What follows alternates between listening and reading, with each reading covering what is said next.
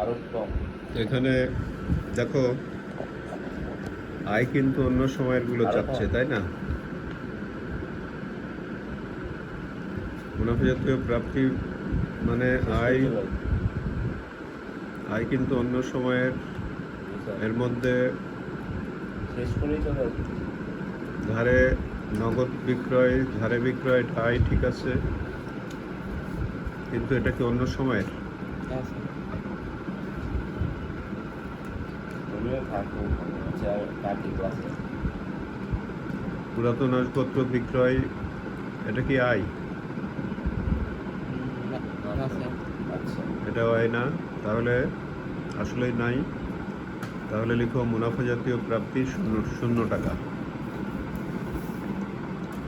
Sir মূলধন জাতীয় প্রাপ্তি লিখি। প্রশ্ন, মূলধন জাতীয় প্রাপ্তি, আচ্ছা, বড় বড় প্রাপ্তি যেগুলো নিয়ে আবার ফেরত দিতে হবে, যেমন ঋণ গ্রহণ, মূলধন নিয়ে আসা,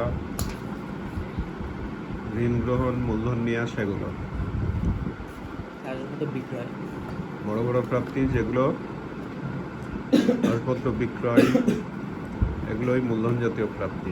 আচ্ছা, যে টাকাটা আমরা পরবর্তীতে পাবো ওটা কি স্যার? কিসের পরবর্তীতে বাবা? মানে 4,000 টাকা পরবর্তী বছরের।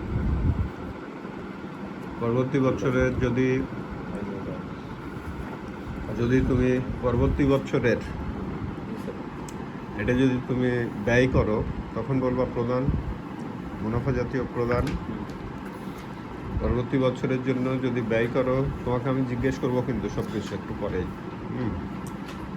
আর তুমি এদিকে এগিয়ে বসতে পারো, এই যে এখানে এসব জায়গায়। ব্যয় কিন্তু যদি অন্য সময়ের হয়, তখন বলবে মুনাফা জাতীয় প্রদান। আয় হলো প্রাপ্তি। হুম, আয় হলো মুনাফা জাতীয় প্রাপ্তি। স্যার হ্যাঁ। শিক্ষানবিশ সালামি প্রাপ্তি 18,000, যা 4,000। আমরা এতদূর এখনো আলোচনায় যাইনি। মুনাফা জাতীয় প্রাপ্তি মানে আয় কিন্তু অন্য সময়ের, এগুলো কোনো কিছু নাই। তাহলে লিখো মুনাফা জাতীয় প্রাপ্তি 0 টাকা। লিখো, খাতা ধরো।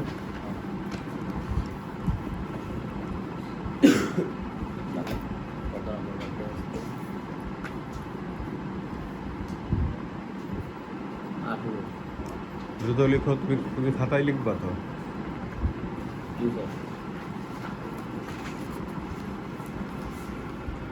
তারপরে মূলধন জাতীয় প্রাপ্তি মানে বড় ধরনের প্রাপ্তি, কোনো সম্পত্তি বিক্রয় লব্ধ অর্থ,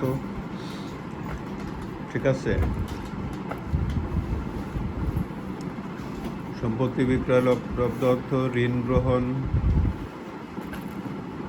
আছে না? মূলধন। এটা আমি বলতেছি, সম্পত্তি বিক্রয় লব্ধ অর্থ, ঋণ গ্রহণ, এগুলোকে বলবে মূলধন জাতীয় প্রাপ্তি।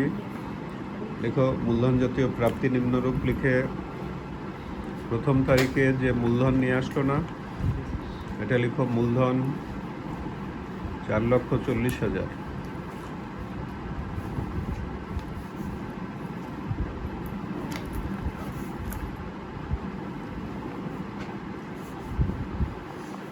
পুরাতন কম্পিউটার বিক্রয় 23,000।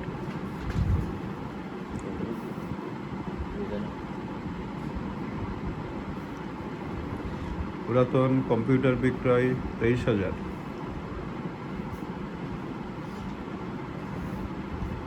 অতিরিক্ত মূলধন আনায়ন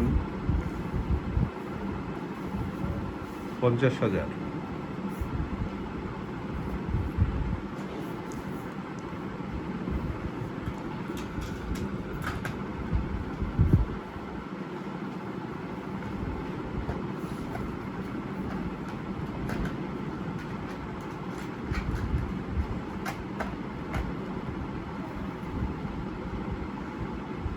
পুরাতন আসবাবপত্র বিক্রয় 2,500।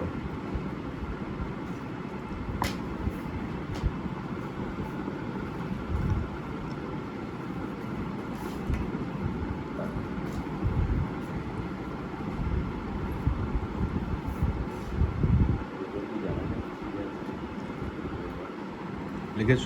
জি স্যার।